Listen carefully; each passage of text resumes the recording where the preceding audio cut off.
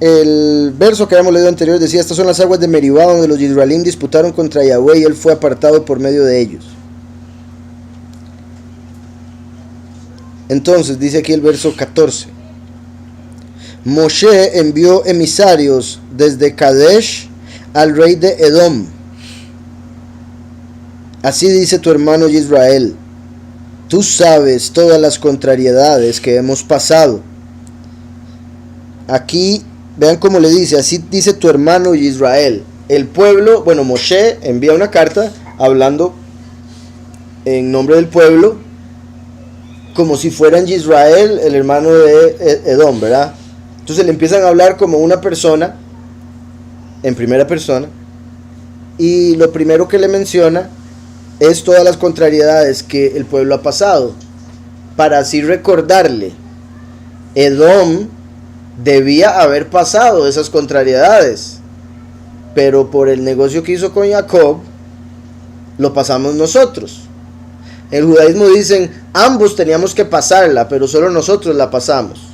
Yo diría, en sí, la iba a pasar Esaú, pero Esaú no quería pasar eso. Entonces cuando Jacob le dice: véndame su primogenitura, Esaú le dice: claro, a mí qué me importa eso. Y después, cuando va por la bendición, entra Jacob vestido de Esaú y toma la bendición que le pertenecía por ahora ser el primogénito. Y la bendición era la que Yahweh le había dado a Abraham, que Abraham le había dado a Yitzhak. Ahora venía para Esaú por primogénito legalmente, pero Esaú la rechazó, le valió. Entonces Jacob la agarró, porque el reino le pertenece a los violentos. Él agarra la bendición y la promesa, y eso era que el pueblo estaría 400 años en una tierra que no era de ellos, esclavizado, pero después saldría y recibiría la bendición de Yahweh y la vida eterna, etcétera, etcétera. Entonces la vida eterna, la promesa de un Mashiach, del perdón de pecados, etcétera, venía conectado con tener que pasar 400 años de sufrimiento como pueblo. Entonces Esaú dice: a mí qué me vale eso, o sea, yo no quiero sufrir y yo no creo en la otra vida.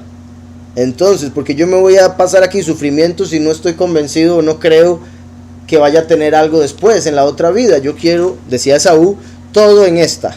Entonces Jacob le dijo: déjese todo lo material de nuestro padre, déjese todas las riquezas materiales de nuestro padre, nada más deme a mí la bendición que me pertenece por primogénito, que le compré con un plato de comida, y la cueva de Macpelá que compró Abraham para el entierro. Eso es lo único que pidió. Y similar a Caín y Abel, en el sentido de que Caín se dedicaba a plantar y Abel se dedicaba a tener ganado. Y ellos llegaron a tener una conversación y dijeron: como yo me dedico a esto, dijo Caín, entonces la tierra es mía y lo suyo son las criaturas. Y cuando Abel le dijo: está bien, Caín le dijo: váyase de aquí, que esta es mi tierra. Váyase de ahí, que esa es mi tierra. Entonces lo empezó a alejar y tratar de sacarlo, según él, de la tierra misma, por ese negocio que habían hecho, obviamente siendo astuto como la serpiente. Entonces algo similar me refiero, en el sentido de que Esaú dijo: no, yo quiero este mundo, y Jacob dijo: bueno, yo quiero el otro. Por eso nuestro mundo es el porvenir, y por eso en este mundo pasan las cosas que pasan al pueblo y todo lo demás. Entonces, del hebreo dice el verso 14: y envió Moshe Malachim de Kadesh al rey de Edom. Vayishlach Moshe Malachim. Aquí vemos, ¿verdad? El significado de Malachim es mensajeros, pero es interesante que mencione Malachim y no mencione la palabra que está conectado con Shalach, que es enviar, como Sheliach, como le ponen algunos a los apóstoles, por ejemplo. Utiliza la palabra Malachim. Y de hecho ahí comenta Rashi de que eso muestra que el pueblo de Israel son como Malachim. Y en ese sentido yo mencionaría cómo hemos hablado de cómo los 144,000 van a ocupar el lugar de los Malachim, principalmente de esos rebeldes que cayeron con Lucifer. Entonces, menciona ahí, repito, que envió Malachim, Moshe, que eso sería lo que se traduciría como ángeles. Entonces, curiosamente, yo creo que también para ayudar con ese comentario que voy a mencionar más adelante, aquí dice Malachim, a hombres que él envió. Malachim normalmente se traduce como ángeles, pero Moshe no envió ángeles del cielo, él envió 2 personas del pueblo, pero el pueblo son como Malachim porque son enviados por Yahweh. Entonces envió Moshe Malachim de Kadesh. Curiosamente Kadesh significa apartado, ¿verdad? Como Kadosh. Mi Kadesh es de Kadesh, pero también ese Mi Kadesh se podría decir Mikdash. O sea, son las mismas palabras pronunciadas diferentes. Mi Kadesh o Mikdash, que en ese caso sería, ¿verdad?, el lugar de la presencia de Yahweh, el lugar apartado, el lugar de purificación. Mi punto aquí es que se podría decir entonces, y envió Moshe Malachim desde la presencia de Yahweh, desde el apartado, o envió envió Moshe Malachim apartados. Al rey de Edom, que eventualmente se convirtió en Roma, y en muchos de los edomitas se convirtieron al judaísmo, como ya habíamos hablado, que está en una de las enciclopedias judías que dice que la gran mayoría de los judíos de hoy en día son edomitas. Ahora, como he mencionado, también en realidad hay una gran cantidad de los que dicen ser judíos que son házaros. Ahora, es posible que los házaros vengan de Edom, pero mi punto es que fueron grupos que se convirtieron en diferentes tiempos de la historia. Los házaros se convirtieron hace unos pocos siglos, mientras que los edomitas se convirtieron 150 años antes de Mashiach. Los convirtió Yohanan y Hircano. Entonces ahí se convirtieron, 150 años antes de Mashiach, se convirtieron al judaísmo, empezaron a tomar mucho poder en el judaísmo. Hay quienes consideran que Herodes era edomita. Y también hemos hablado de la posibilidad de que Judas lo fuese, porque él vivía en Kiriot, y Kiriot era una ciudad edomita que se convirtió al judaísmo. Entonces, posiblemente. Entonces envió a Edom y decía: así dice tu hermano Israel, tú sabes todas las contrariedades que hemos pasado, haciéndole, ¿verdad?, recordándole, nosotros hemos pasado esto que les tocaba a ustedes, nosotros hemos sufrido lo que les tocaba a ustedes. Por si algo, el sufrimiento como esclavos en Egipto no duró 400 años. Ahora, los judíos, la forma en que lo explican es que los 400 años fueron desde que se le dio la promesa a Abraham, bueno, cuando nació Yitzhak, o se cumplió esa parte de la promesa, desde que nació Yitzhak hasta que el pueblo salió de Egipto. Ahí se dieron 430 años. Pero primero nació Yitzhak, tuvo que crecer, tuvo a Rivka, después tuvo a Jacob y Esaú, estos crecieron, después Jacob tuvo 12 hijos, los cuales tuvieron más hijos, los cuales después fueron a Egipto. Y entraron en Egipto y les iba bien al principio. Cuando murió Yosef, fue cuando el faraón dijo: aquí voy a esclavizarlos. Entonces, vemos que no duraron 400 años. 100 años y un poquito, como 110 años fue lo que se duró en esclavitud.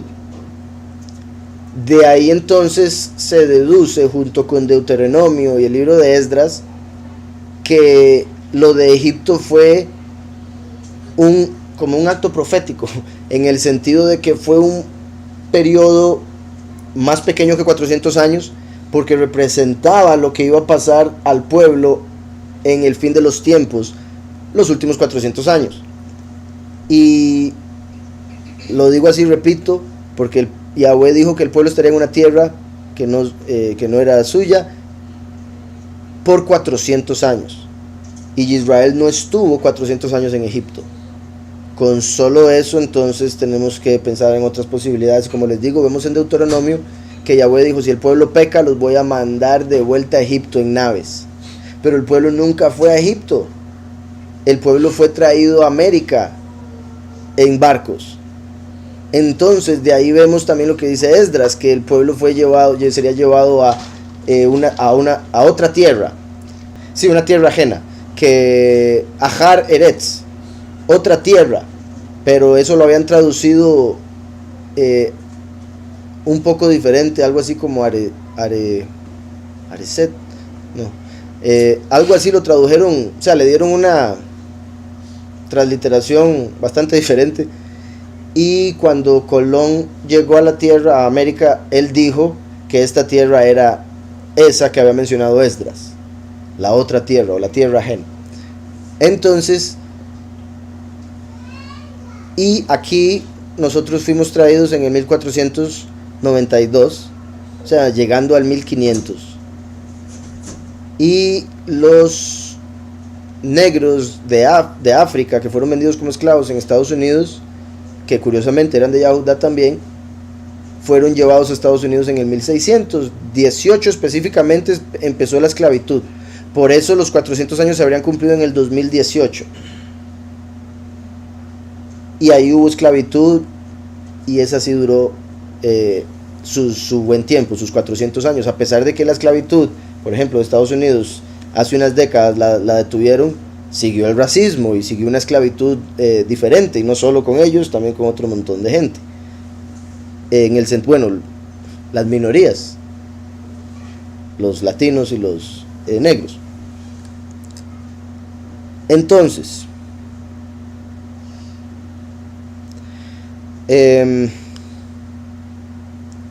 decía, tú sabes todas las contrariedades que hemos pasado. En hebreo le dice, tu hermano Israel, tú conoces Kal Hatelá, todas las contrariedades que nos encontramos. Nuestros padres debieron emigrar a Egipto, y nosotros vivimos en Egipto mucho tiempo. Los egipcios nos maltrataron a nosotros y a nuestros ancestros. Esto es particular. Los egipcios nos maltrataron a nosotros y a nuestros ancestros.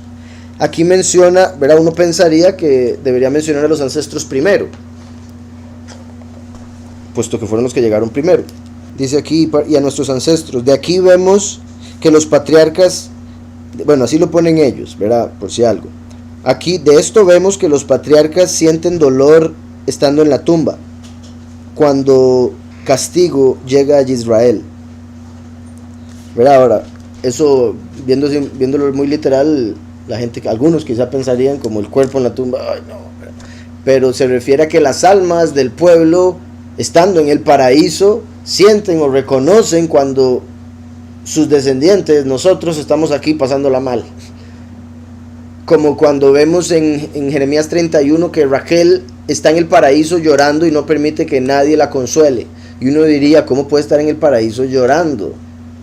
Pero es que el libre albedrío, ¿verdad? Uno puede estar bien y si quiere, uno busca algo para sentirse mal. Ahora, obviamente no estoy diciendo que ese es el caso de Raquel, simplemente estoy diciendo el hecho de que está en uno la decisión de gozarse o no.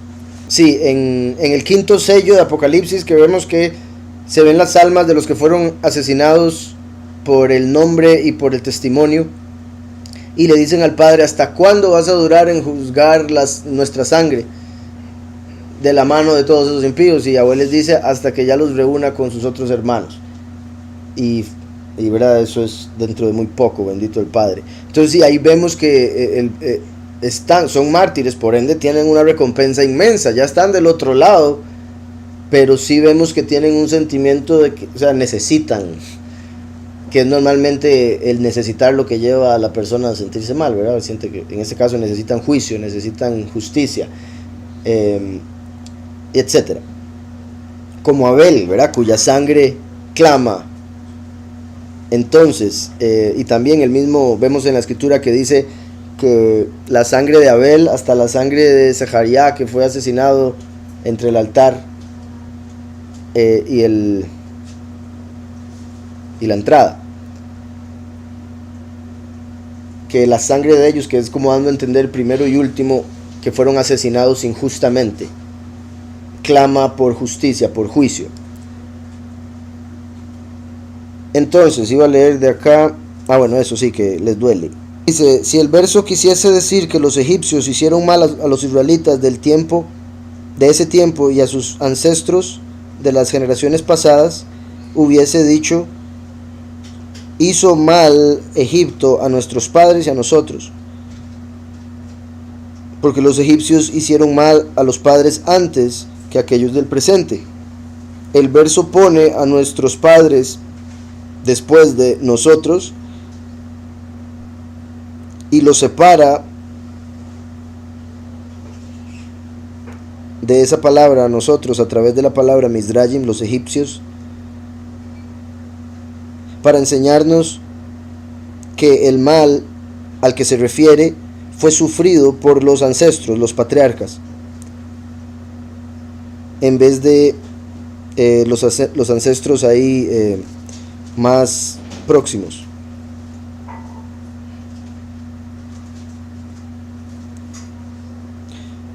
Dice, es el resultado del mal sufrido por los descendientes.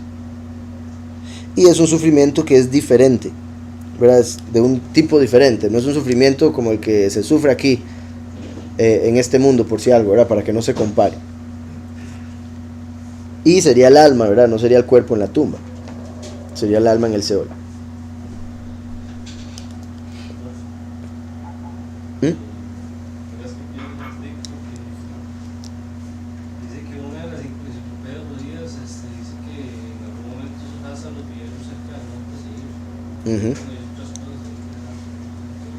Sí, en el hecho de pues, la posibilidad que sean edomitas, decís. Sí, yo considero una gran posibilidad por ese lugar, por el lugar del que vienen, incluso del Cáucaso. Pero sí, como decís, de Sheir, que era de Edom, y un par de cosillas más que sí me parece que lo más seguro son familiares, pero se convirtieron en épocas diferentes de la historia. Ese era mi punto. Ajá.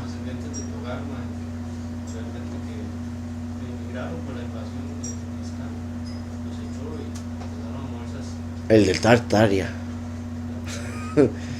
Curiosamente. Sí, de hecho se cree que los házaros eran de Tartaria primero. Algo así, por ahí andaban. Por eso Tartaria. Y ellos son arios, ¿verdad? A diferencia de Israel verdadero. Ajá.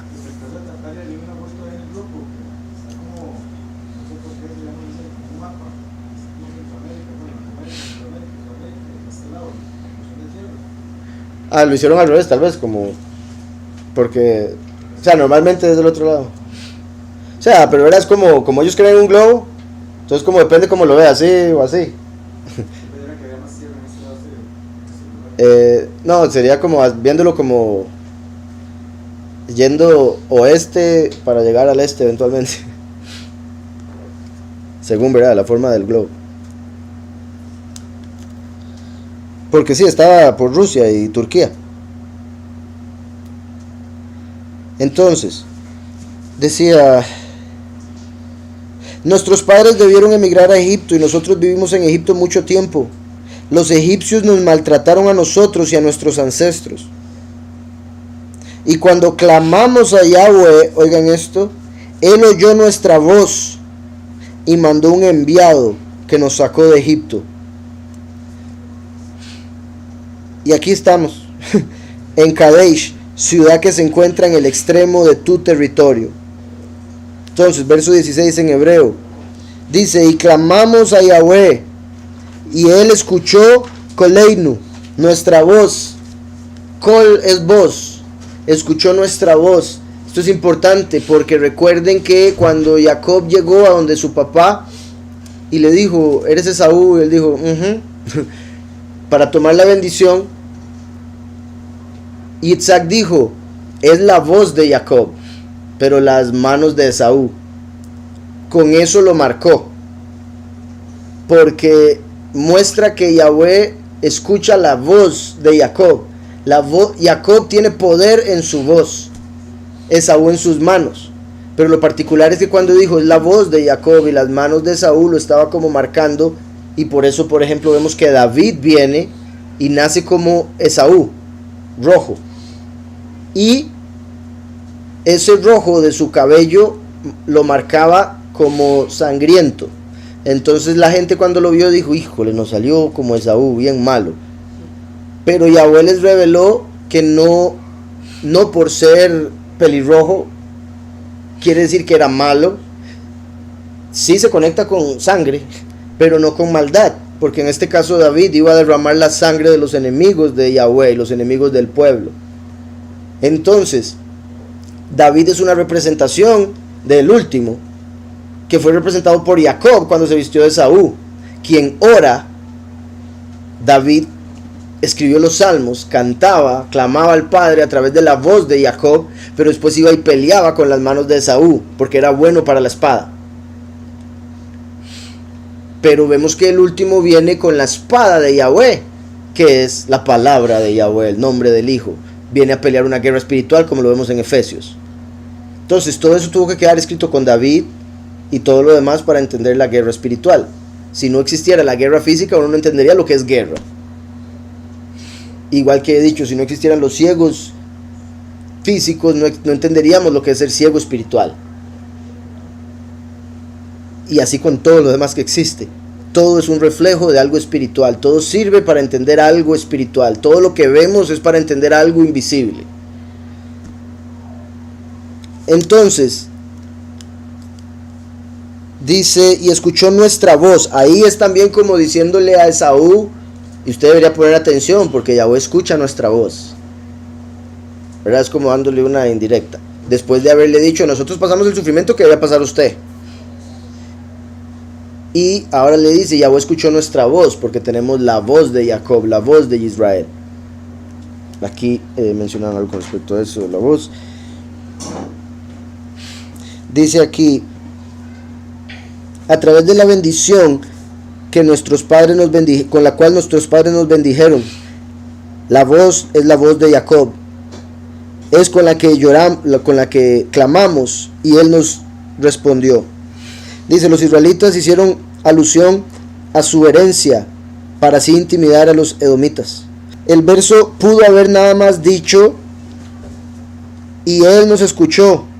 O sea, clamamos y él nos escuchó. Pero él dice, y escuchó nuestra voz. Y esto es una alusión a la cualidad especial de la voz de Jacob, que asegura que las oraciones sean oídas. Entonces vean qué bendición tener la voz de Jacob como pueblo y tener a Yahushua como Mashiach, intercesor a la par del Padre y por ende su nombre para pedir en oración.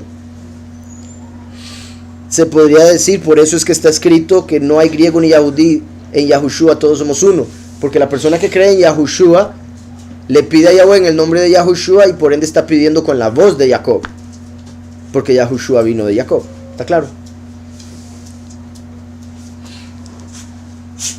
Entonces dice, y oyó nuestra voz, Vayishlach malach, y mandó un malach y nos sacó de Mizrayim. Y aquí estamos en Kadesh, la ciudad que está al fin de tu frontera. Al fin de tu frontera. Aquí donde dice envió un malach, Rashi dice ese es Moshe. Y sí puede ser una interpretación, por supuesto, pero también vemos en la escritura que Yahweh, o sea, a pesar de que él dijo que él iría, después envió un malach por el pecado del pueblo. Y se acuerda cuando Moshe dijo, si usted no viene con nosotros, entonces no salimos. Pero después vemos que un malach iba adelante. Era el malach de Yahweh que lo representa a él. Por eso terminaban pensando que habló con Yahweh y todo eso. Entonces, los judíos ven como si fuera un problema que Yahweh hubiese enviado un malach, como que fuera una falta de respeto. ¿Cómo no va a ir él mismo? Pero en sí debemos entender, Yahweh es apartado, Yahweh es invisible, Yahweh está en su trono, Yahweh está en el tercer cielo. Es su espíritu el que es, pues, bueno, obviamente él es omnipresente, pero en el caso de la separación que se hace entre Padre y Espíritu, el Padre se mantiene apartado como el Altísimo, por encima de todo, mientras que su espíritu está trabajando en todo lado al mismo tiempo, porque es omnipresente y demás. Entonces Yahweh dio la Torah a través de varios ángeles, y dice la escritura que cuando el pueblo estuvo en Egipto, cuando se hicieron la estrella del dios al que ellos adoraban, la estrella de Moloch y Kium, que la presencia que anduvieron fue la de esos, no la de Yahweh. El Yahweh dice que él no anduvo por 40 años con ellos. Eso debe ser súper triste para las opiniones judías. Nosotros, bendito Yahweh, nos ha revelado el por qué. Representa la apostasía que habría los últimos 2000 años, 40 jubileos, entre otras cosas. Y entonces mi punto es, el pueblo ni siquiera anduvo con Yahweh, porque Yahweh nos dice en los profetas, no hombre, si ustedes estaban adorando a otro, yo los dejé. Entonces, adoraron a Moloch y Kium, Júpiter y Saturno, Lucifer y Samael. Entonces aquí dice envió un malaj. Ahora, como dije, sí, se puede interpretar que fue a Moshe, por varias razones. El verso empezó diciendo que Moshe envió malajim. Entonces, gente que servía a Moshe era llamado malajim, con más razón Moshe, que sirve a Yahweh, puede ser llamado malaj. Además, recuerden que el testigo como Moshe que viene al fin de los tiempos es el malaj Micael, que viene a cumplir de testigo como Moshe. Entonces, el que Yahweh llame a Moshe malaj queda perfecto con el malaj Micael, que viene como testigo como Moshe, a hacer lo mismo que acá. De hecho, este evento que está sucediendo se conecta con el fin de los tiempos, porque de Edom vino Roma y los falsos judíos, y vemos que hoy en día tienen control ellos mismos. Entonces, Yahweh envía a su malaj para que saque al pueblo y lo libere de ese control que tiene Esaú y Edom. Ahora, como dije, sí puede ir como Moshe claramente y se conecta con lo del último, pero también, por supuesto, se puede ver como que Yahweh envió a Micael, Yahweh envió a su malaj, el cual les dio la Torá, el cual los guió, y el mismo que dijo, lleven estaca, porque el malaj anda en medio del pueblo. Entonces dice, y cuando clamamos a Yahweh, vean qué importante el que clamemos a Yahweh. Es como si Yahweh dice, si no me buscan, ¿para qué voy a ir a buscarlos? Entonces, si uno no busca a Yahweh, ¿por qué lo va a buscar él a uno? Entonces, lo vemos ahí, muchas veces, o sea, la gente no ora, uno no ora, a veces como dice, él sabe, ¿para qué le voy a decir? Él sabe. Sí, él todo lo sabe, bendito Yahweh, pero él para algo le dio boquita, para algo le dio la voz de Jacob, para que lo busque, para que le avise, como hemos hablado varias veces, digamos, por ejemplo, lo que mencioné la vez pasada del paseo de Sukkot, voy a volver a aprovechar para eso. Había gente pasándola un poco mal, otros pasándola súper bien en el fútbol, con el diluvio. Después habían algunos hermanos un poco resentidos, que esperaban ayuda, pero como les dije, hubieran hablado, nosotros no sabíamos. Si nos hubieran dicho, nosotros ayudamos. Para algo hay que hablar, y ese es el mismo punto. Si uno quiere que Yahweh lo ayude, uno tiene que decirle, Yahweh, ayúdeme por favor. Porque si uno no pide es porque dice, yo puedo, no necesito. Y como siempre he dicho también, no podemos esperar nada, porque cuando esperamos algo, el enemigo va a hacer todo lo posible para que salgamos tristes, defraudados, resentidos, y otro montón de cosas que se viene el enemigo a decir, ay, pero ¿por qué así? ¿Por qué así? Entonces, debemos comunicarnos, muy importante, y obviamente lo vemos acá con Yahweh, para algo nos dio la oración. Entonces dice, clamamos y nos oyó. Si no clamamos, no nos oye. Y después dice, y nos salvó. Bendito el Padre. La mayoría de la gente no busca al Padre en el mundo, no busca nada de lo espiritual, les vale. A veces, o sea, yo no sé ustedes, pero como bendito el Padre, nosotros sí buscamos bastante y leemos y o sea, para nosotros es de casi, bueno, de todos los días, en mi caso, yo sé que algunos aquí tal vez no tanto, pero la mitad de la semana al menos, y bueno, cuando vienen aquí son 3 horas. Entonces hay gente que no puede ni siquiera imaginarse 3 horas de leer la escritura. Está loco. Y como 3 veces a la semana. Está loco. Entonces hay gente que no se puede imaginar eso. Yo a veces me sorprendo porque, digamos, si uno está acostumbrado a esto y los amigos que uno tiene son iguales, los hermanos de la congregación y todo, entonces se vuelve como muy común para uno, muy normal, y uno espera que todo el mundo sea similar.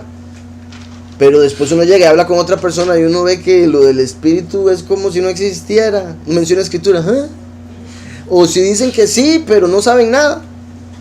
Dicen ser creyentes, pero no saben qué creen. O sea, y es del 99% yo creo de las personas. Súper triste. Sí, exacto. Y él, digamos, Shlomo hace una oración diciendo que todo el que ore en dirección al templo, que Yahweh lo escuche. En el judaísmo se habla de que eso es como para las naciones, para que las naciones le den honor a Yahweh. Entonces si una nación ora en dirección al templo, Yahweh le responde solo para que tenga que reconocer que fue Yahweh el que lo hizo. Pero como sabemos, Yahushua dijo: destruyan el templo, yo lo levanto en 3 días. O sea, él es el templo. Entonces cuando Shlomo dijo que cualquiera que ore en dirección al templo tú le respondas, está diciendo cualquiera que ore en dirección a Yahushua tú le respondes. O sea, cualquiera que ora en el nombre de Yahushua. Y cuando clamamos a Yahweh, él oyó nuestra voz y mandó un malaj que nos sacó de Egipto. ¿Verdad? Que eso es como, ¿verdad? Para que sepan, Yahweh mandó un malaj directamente para sacarnos de Egipto. Y aquí estamos en Kadesh, ciudad que se encuentra en el extremo de tu territorio. Como dije, esto en hebreo es Ketzei Gebuleja, el extremo de tu territorio, pero se puede decir el fin de tu frontera o el fin de tu límite. Y como sabemos, le está hablando a Edom. Edom le dijo a Jacob: usted déjese toda la bendición del mundo venidero, yo me dejo la de este mundo. Ahorita nosotros estamos en el límite de la bendición de Esaú. Está por acabársele. Por eso están desesperados para ver cómo tratan de mantener ese poder un poco más. Porque ya el límite de su poder, de su bendición, está llegando al final. Una vez que se acaba el tiempo de esta realidad, Esaú se queda sin poder y Yahweh nos lo transfiere a nosotros. Entonces, dice, bueno, es que sí me parece muy poderoso ese verso si lo interpretamos todo con el fin de los tiempos. Cuando clamamos a Yahweh en el fin de los tiempos, Él oyó nuestra voz. Por un lado, porque los escogidos tienen la voz de Jacob, y curiosamente el último es representado por Jacob y es la voz de Yahweh, a quien oyen las ovejas. Y mandó un malaj, que sería ese, la voz, el último, Micael como hombre, que nos sacó de Egipto, este mundo de dolor, de aflicción. Aquí estamos en Kadesh, o sea, aquí estamos en separación, en purificación, ciudad que se encuentra, aquí nos encontramos apartados al fin de tu bendición, de tu límite. Dice el verso 17: permite que atravesemos tu territorio. No pasaremos por los campos ni por las viñas, ni tomaremos el agua de los pozos. Vean qué sorprendente. O sea, él dice: tranquilo, no vamos a tocar nada. O sea, ni siquiera nos vamos a desviar, nada más vamos a ir por la calle principal hasta salir de su ciudad. Somos familia, nosotros sufrimos por ustedes. Permítanos pasar por en medio, no nos vamos a desviar a tomar nada de ningún lado. Nosotros tenemos comida, pero si solo para hacerles el favor a ustedes les vamos a comprar comida a ustedes. Lo que sea que consumamos allá adentro se lo vamos a comprar, no lo vamos a tomar. Ya me estoy adelantando, pero sí, cuando ya la serpiente cae, ya no es deja de ser, bueno, aunque las personas lo aceptan, ya no tiene la autoridad que Yahweh le había dado sobre este mundo, sobre la tierra, y por ende la tierra se traga el río que sale de la boca de la serpiente para tratar de llevarse a los escogidos. Entonces, dice: permite que atravesemos tu territorio, no pasaremos por los campos ni por las viñas. Por si algo, en el judaísmo dicen que Esaú es Estados Unidos. Por si hay algo ahí, pues ven alguna conexión. Permite que atravesemos tu territorio, no pasaremos por los campos ni por las viñas, ni tomaremos el agua de los pozos. Iremos por el camino real, sin desviarnos a la derecha ni a la izquierda, hasta haber atravesado tu territorio. El camino real, no que hubiera uno falso, por donde iba el rey. La calle principal, la más grande, espaciosa y demás. Entonces, hasta haber atravesado tu territorio. Pero Edom le contestó: no atravieses mi territorio, de lo contrario saldré contra ti con la espada. Y vean lo que le dice: si no, saldremos contra ustedes con espada. Entonces ellos entendieron el mensaje. Cuando ellos dijeron: es que Yahweh escuchó nuestra voz, que es la voz de Jacob, ellos dijeron: sí, pues nosotros salimos contra ustedes con espada, que es la espada de Saúl. Y entonces ellos decían: híjole, bueno para la espada. Dice: pero Edom le contestó: no atravieses mi territorio, de lo contrario saldré contra ti con la espada. Y los israelíes le replicaron: iremos por el camino principal, y si nosotros o nuestros ganados llegásemos a beber de tus aguas, te pagaremos el valor de ellas. Tan solo pasaremos a pie, sin provocarte prejuicio. Entonces vemos lo que dije ahora. Él les dijo, bueno, el pueblo les dijo: nosotros vamos a comprarles comida, hasta les vamos a ayudar, les vamos a dar dinero, no los vamos a afectar en lo absoluto. Después de haberlos amenazado, ¿verdad? Ellos siguen tratando de ser buena gente. Pero él respondió categórico: no pasarán. Edom salió a enfrentar con mucha gente y con mano fuerte. Una vez más, la mano de Esaú, ¿verdad? Con mano fuerte, con mucha gente y con mano fuerte. Sí, cuando dice con mano fuerte, dice aquí con la promesa de nuestro abuelo. Era la bendición donde dijo: pero las manos son las manos de Esaú. Dice con fuerte mano o con mano fuerte, no parece agregarle nada, puesto que ya había dicho que salió con una gran multitud. Entonces, si salió con una gran multitud a pelear, uno ya sabe que fuerte. Lo que nos enseña es que Edom fue a confrontar a Israel con confianza, porque su herencia era la de Esaú, que es la espada. Entonces vemos aquí que dice: pero él respondió categórico, verso 20, yo creo categórico ahí. Vayomer lo Tabor. Sí, y dijo: no pasarán, eso fue todo. No pasarán, no atravesarán, pero vea, Tabor, el ta es de la conjugación, entonces la raíz sería lo que sale como abor, que es de la misma palabra, solo que pronunciada diferente, es Eber, que es de donde viene Ibrí, que es hebreo. Entonces, el pueblo está diciendo: déjenos pasar, somos hebreos, déjenos atravesar, eso es lo que hacemos. Solo vamos a pasar, no nos vamos a quedar. Y él le dice: no vas a ser hebreo, no vas a pasar. Vean qué interesante, porque hoy en día, como decía, son los falsos, los que dicen ser judíos y no lo son, sino que son la sinagoga de Satanás, como dice Apocalipsis 2.9, Apocalipsis 3.9, que son descendientes de Edom, los que dicen ser Israel, y ellos dicen que nosotros no somos hebreos, no nos dejan atravesar. Entonces, no pasarán. Edom salió a enfrentar con mucha gente y con mano fuerte. Entonces, eso sería redundante. Sin embargo, lo que está haciendo es agregando la confianza con la que salió por la bendición que le dio Yitzhak. Dice el 21: Edom se negó a permitirle a Israel atravesar su territorio, por lo que Israel se apartó de él. Vean qué lindo, ¿verdad? Qué shalom. Dice: está bien, pero vamos por otro lado.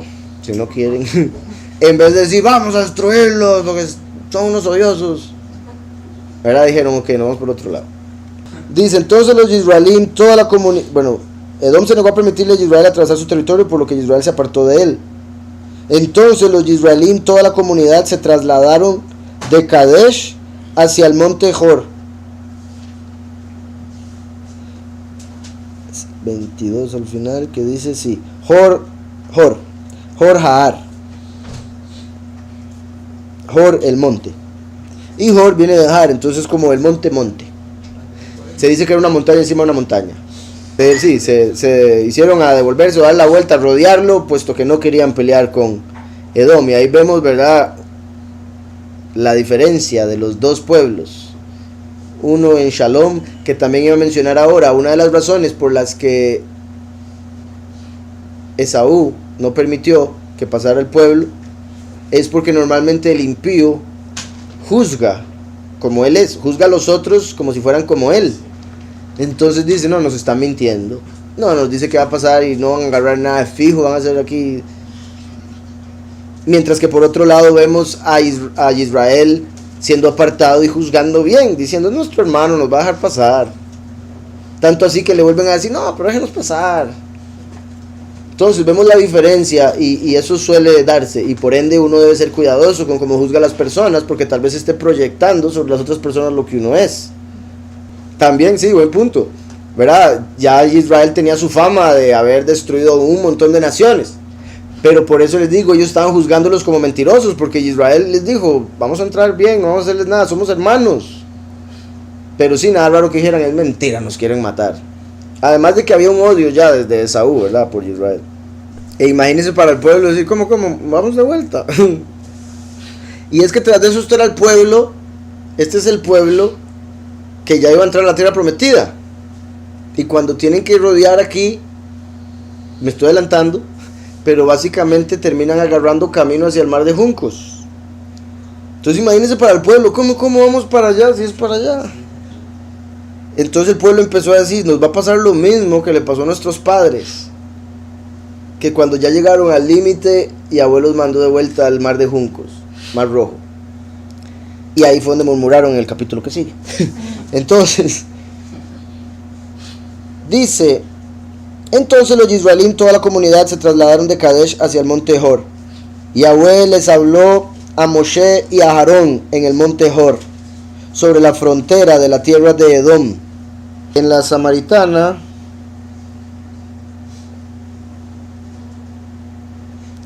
dice, Yahweh habló a Moshe y a Aarón en el monte Hor, sobre la frontera de la tierra de Edom.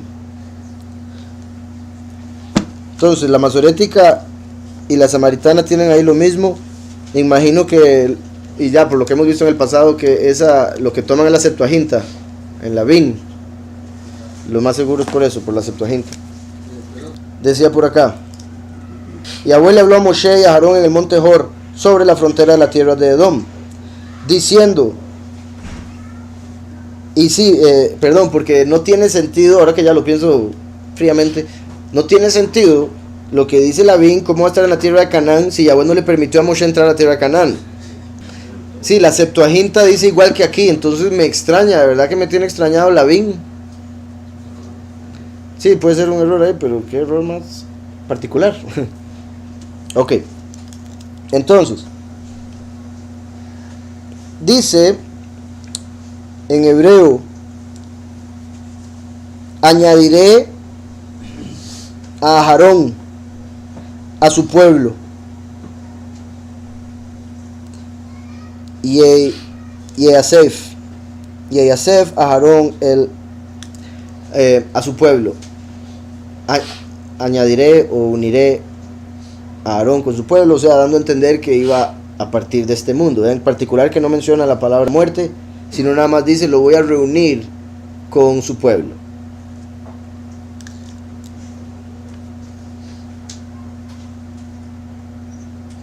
Entonces, Aarón se unirá con los suyos, con su pueblo. No ingresará a la tierra que les doy a los Israelíes, pues se rebelaron contra mi palabra en las aguas de Meribá. Entonces aquí vemos la razón que Yahweh les da, pero Yahweh lo había decidido desde antes por otras razones, también errores, pero en sí, principalmente diría yo, por el hecho de que tenía que quedar ahí el reflejo de que Moshe y Aarón no podían entrar, e iban a entrar Yahushua con los que habían nacido después, con la nueva generación, para mostrar que Yahushua el Mesías es el que nos lleva a la promesa, a la vida eterna, a la otra tierra, al otro mundo, exacto. Además de también lo de los 40 jubileos, lo de los 2 testigos que tienen que morir antes de que los escogidos puedan entrar a la vida eterna, por eso Moshe y Aarón murieron antes de que pudieran entrar a la tierra prometida. Entonces Yahweh estaba aquí dejando montones de reflejos proféticos a través de la vida de ellos. Ahora, en la vida de ellos sí, cometieron errores que hizo que Yahweh tomara esos errores para decir, no van a poder entrar. Pero también eso tenía que ver con que Moshe sacó a un pueblo y ese pueblo quedó en el desierto. Entonces Yahweh le dice a Moshe, quédate en el desierto y en la resurrección entran todos y usted los mete a la tierra. Entonces, es parte del plan perfecto de Yahweh, de la misericordia y de otro montón de razones. Obviamente la gente que no conoce la misericordia de Yahweh y Yahweh lo bueno que es, va a ver esto como que bárbaro. Moshe, después de todo lo que pasó y no lo dejan entrar. Entonces dice, Aarón se unirá con los suyos. no ingresarán a la tierra que les doy a los israelíes, pues se rebelaron contra mi palabra en las aguas de Meribá. 24. Se rebelaron contra mi boca. Se rebelaron contra mi boca en las aguas de Meribá. Dice el verso 25. Toma a Aarón y a su hijo Elazar y hazlos ascender a este monte Hor. Luego quítale a Aarón sus vestimentas, refiriéndose a las de Cohen Gadol, y vísteselas a Elazar su hijo. Entonces Aarón será reunido y morirá allí. Imagínense, ¿verdad? Que es sorprendente que le digan, suba ahí para que se muera.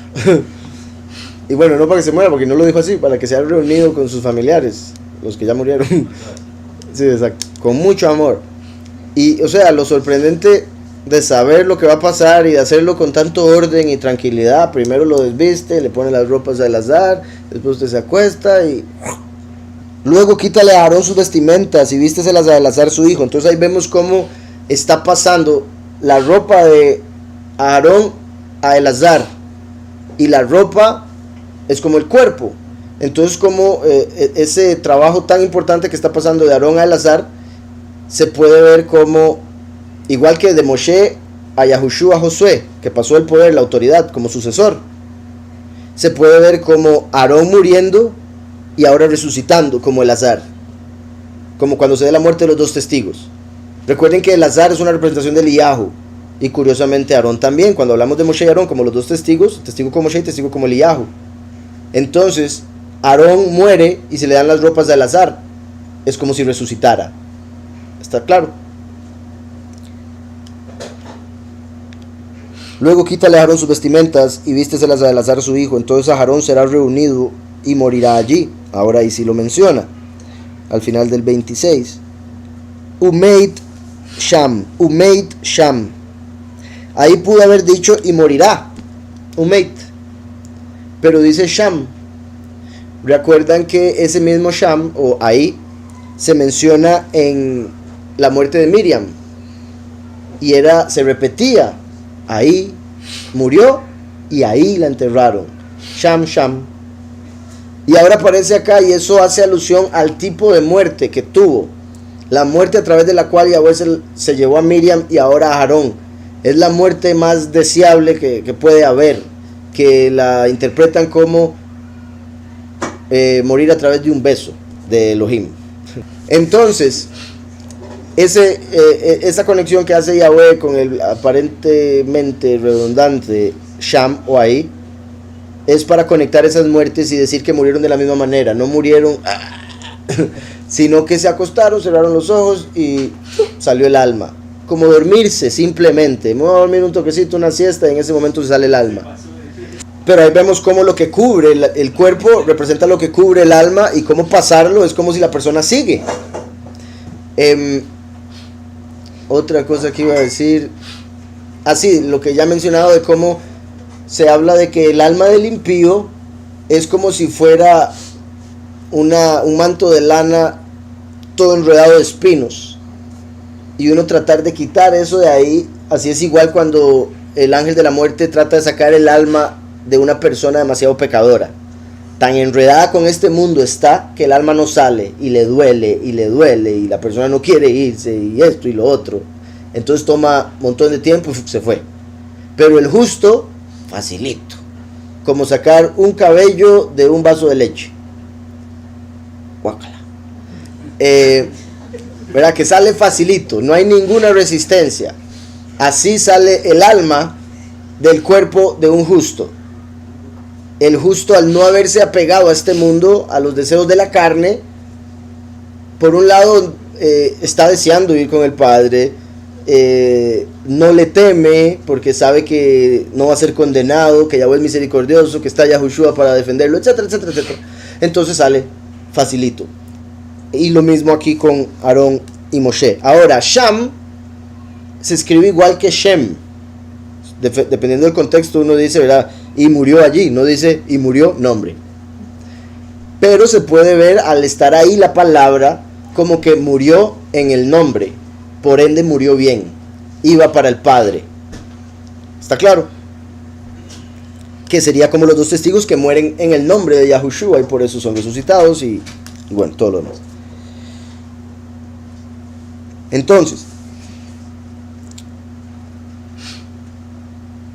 Entonces Aarón será reunido y morirá allí. Moshe hizo como le ordenó Yahweh. Ascendieron al monte Hor, a la vista de toda la comunidad. No entendí, imagínense toda la comunidad que no se van a llevar a Aarón. Porque recuerden que toda la comunidad amaba a Aarón. A Moshe solo los hombres. Las mujeres decían, ese Moshe nos tiene, mire, muy machista. Porque recuerdan, como Moshe era el que daba las leyes y era el que tenía que regañar, el que tenía que castigar, y no era tan social, se podría decir, como Aarón. Entonces le agarraban más cariño los que lidiaban con él, los que andaban con él, los líderes del pueblo.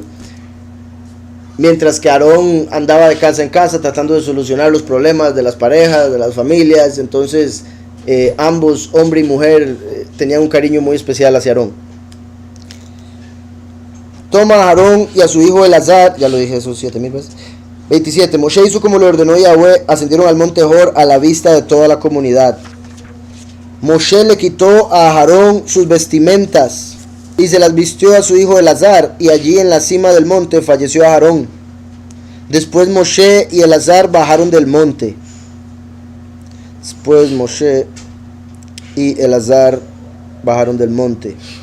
Dice, toda la comunidad asumió que Aarón había fallecido. Ya, lo dieron por un hecho. Ven que suben 3, bajan 2. Dijeron, ay, sí, se nos fue. Toda la comunidad asumió que Aarón había fallecido. En hebreo en realidad dice, y vio toda la congregación que había fallecido Aarón. Lo dedujeron a través de ver que solo bajaron 2. Y lo lloraron durante 30 días, toda la casa de Israel. Ahí está la clave que les decía. Toda la casa, o sea, hombres y mujeres, lo amaban inmensamente a Aarón. Ahora, por otro lado, recuerden, Aarón es el sumo sacerdote y Yahushua es el sumo sacerdote. Obviamente, toda la casa de Israel verdadera llora por lo que le hicieron a Mashiach. Sufre el dolor, al menos en el corazón, de lo que sufrió Yahushua en carne. Porque Él es el que nos da la unión con el Padre, el que da el shalom, el que une. Yahushua dijo, yo vengo a dividir, ¿verdad? Pero después vemos que Eliyahu viene en el fin de los tiempos, como dice Malaquías 4, a unir. Y el hecho de que Yahushua vino a dividir es por el hecho de que la gente no lo acepta a Él, entonces se divide. Pero los que lo aceptan a Él son unidos entre ellos y con el Padre. Entonces en realidad Yahushua es unión, a pesar de que su manifestación trajo división. Entonces, y vio toda la congregación que Aarón había fallecido, y lo lloraron durante 30 días. Un mes entero para llorarlo. Toda la casa de Israel, en hebreo dice, Kol Beit Israel. Y dice aquí, Aarón falleció el 1 de Av, a la edad de 123 años. 1, 2, 3. 123 años. Vean qué poderoso. Porque el 120 hace alusión al último jubileo. ¿Recuerdan? Los jubileos que habrían desde el inicio, desde Adán hasta el fin. Y los 2 testigos mueren en la mitad de los 7 años. O sea, al final de los primeros 3. 123, como diciendo, en el último jubileo después de 3 años. Muere el testigo como Eliyahu. Y el 1 de Av.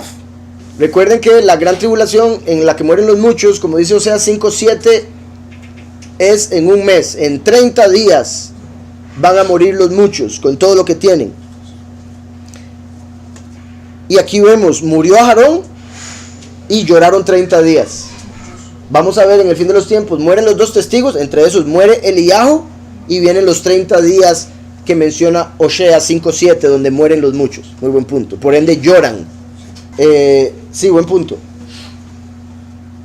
siendo sumo sacerdote, lo conecta obviamente con Yahushua. Yahushua es el cordero, murió en el mes del cordero, pero ahora muere en el del león. Cordero y león conectados con el sumo sacerdote. Aquí dice, en esta traducción dice, la comunidad entera supo que Aarón había exhalado su último aliento. Sí, porque en realidad no menciona la palabra que murió, en ese verso en particular, entonces particular como lo menciona, exhaló. Había exhalado su último aliento. Toda la casa de Israel le hizo duelo por 30 días.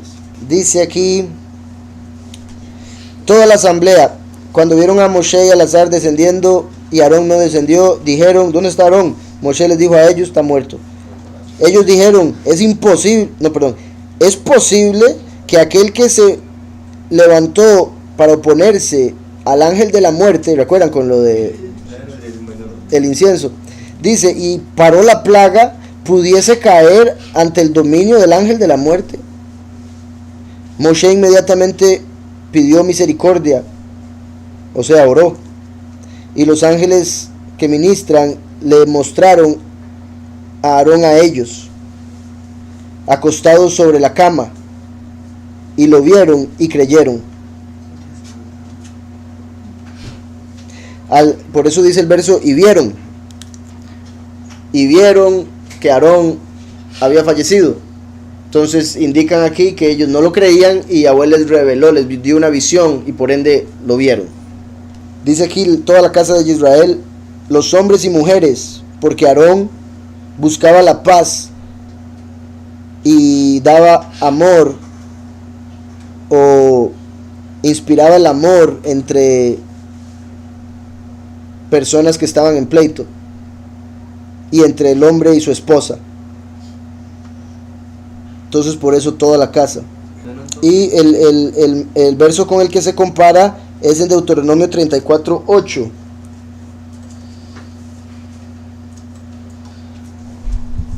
En Deuteronomio 34 vemos que dice el verso 8: lloraron los hijos de Israel a Moshe en los campos de Moab 30 días.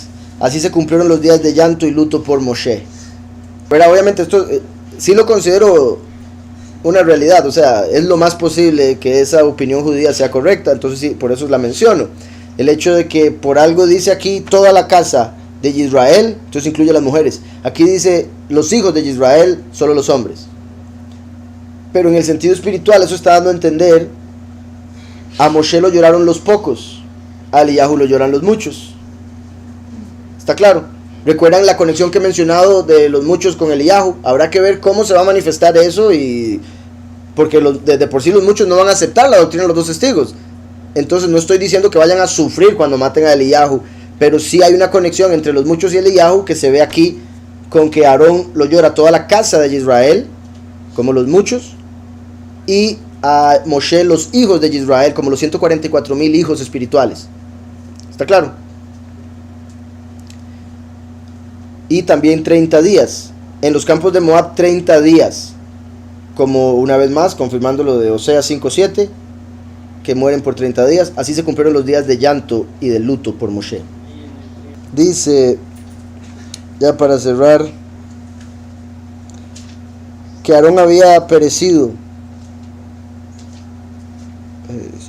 Dice, cualquiera que interprete porque Moshe había muerto está en error. Bueno, es que en realidad se está refiriendo a la versión aramea comparada con la hebrea y la palabra que utilizan en el arameo en vez de la hebrea. Ahora aquí sí, esto tal vez sí. Dice, según el Midrash, las nubes de estima se fueron después de la muerte de Aarón. Recuerdan, después de la muerte de Miriam, el pozo se cerró. Entonces se quejaron y Yahweh dio agua a través de la roca. Ahí fue donde golpearon la roca y ya no podían entrar Moshe y Aarón, por eso que está muriendo Aarón. Entonces cuando muere Miriam se cierra el pozo, cuando muere Aarón se va la nube de protección que tenían. Entonces una vez que se va la nube de protección, están unos descendientes de Edom, aquí los tenemos, ya nos los entregaron. Y en el próximo capítulo se arma.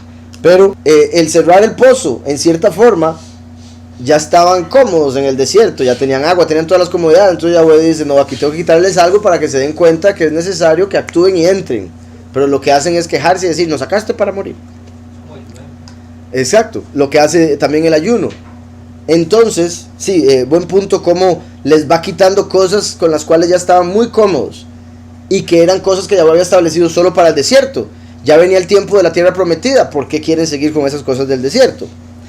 Que es como en el cristianismo se da mucho, que o sea, la mayoría de los cristianos en realidad no quiere ir al otro mundo, quiere estar bien en este. No están pensando en que venga el fin, no están pensando en la otra vida, les da miedo la muerte. Ellos lo que quieren es estar prósperos en esta vida, como los de la Odisea, solo enfocados en apariencias y en material, en vez de enfocarse en lo espiritual, que es invisible. Exacto, que era lo que más o menos estaba diciendo ahora con respecto a la gente, que la gente, no lo terminé de decir, ahora que me acuerdo, la gente no busca al Padre, la gente no sabe nada del Padre, la gente no ora, en realidad la gente no ora, y los que lo hacen mal, tristemente, como dice la Escritura, unos rezan, que, ¿verdad? Repeticiones, otros oran sin fe, otros oran sin el nombre, etcétera, o sea, por una u otra razón. Entonces, Yahweh, digamos, en este caso, permitió lo del COVID, por ejemplo, para ver si la gente le busca, para ver si la gente despierta y se da cuenta de lo que está pasando. No despertaron, se está poniendo peor y así va a continuar. Exacto, es lo mismo que decía Joel, es como el Padre también, porque hasta nosotros mismos a veces nos sentimos cómodos, ¿verdad? En lo bien que Yahweh nos da de vida, bendito el Padre. Entonces nos empezamos a sentir cómodos y el Padre, no, pero usted tiene que seguir trabajando, tiene que seguir actuando para lo que viene, porque es el Shabbat, el reposo. Entonces, básicamente estamos en este periodo, estamos, así como Israel estaba a punto de entrar a la tierra prometida, así estamos nosotros. ¿Y qué pasó cuando estaban a punto? Se empezó a poner un poco difícil, porque se quedaron sin agua. Aquí se quedan sin la protección de la nube que les aplanchaba la ropa. Y, ¿verdad? Dicen que hacía un montón de cosas. Buen punto. No pasarás. Si no tiene QR, no pasarás. Puro Edom. Pero vamos a comprar. No pasarás. Vean cómo lo decía ahí. Pero no vamos a tomar nada. Lo vamos a pagar todo. Les vamos a ayudar. No puede pasar. Muy buen punto. Exacto. Y Yahweh nos dice, no peleen, lo acabamos de ver en Deuteronomio, también recordar eso, buen punto. No peleen, le dice que no entre, váyase por otro lado. Bueno, pues sí, se está dando en cierta forma, sí, es como, y se va a dar una, como, bueno, iba a decir una avalancha, pero eso ya es nieve, en el sentido de que se va a poner peor y peor y peor, entre más refuerzos se pongan y todas esas cosas. Bueno, sí, o sea, pues se podría relacionar un poco en general, pero no necesariamente ese verso, porque ese verso es para un momento, el de la huida. Cuando la bestia manda a destruirlos y lo de las inyecciones ya se está mandando, ¿verdad? Entonces, dice, lo último que iba a mencionar de esto, cuando el Abajú, un maestro ahí, dice que no se debería leer la asamblea vio, sino más bien la asamblea fue vista, o sea, dando a entender que quedaron vulnerables. Ahí obviamente dice y vieron, pero están diciendo que se puede interpretar y vieron como y los vieron. ¿Quiénes? Sus enemigos. ¿Por qué? Porque ya no tenían la nube. ¿Por qué? Porque murió Aarón, que era el que les daba el mérito para tener esa protección. Así como Yahushua, el sumo sacerdote, es el que tiene el mérito para darnos la protección, protegernos del castigo, protegernos de la consecuencia de todos los pecados que habíamos cometido. Una vez que Yahweh nos perdona, es por Yahushua. Desvistieron a Yahushua para matarlo, o sea, fue desvestido y murió. Y de hecho el morir es desvestirse también del cuerpo. Y algo más iba a decir con eso que dijiste. Así, el hecho de que dice, y fueron vistos.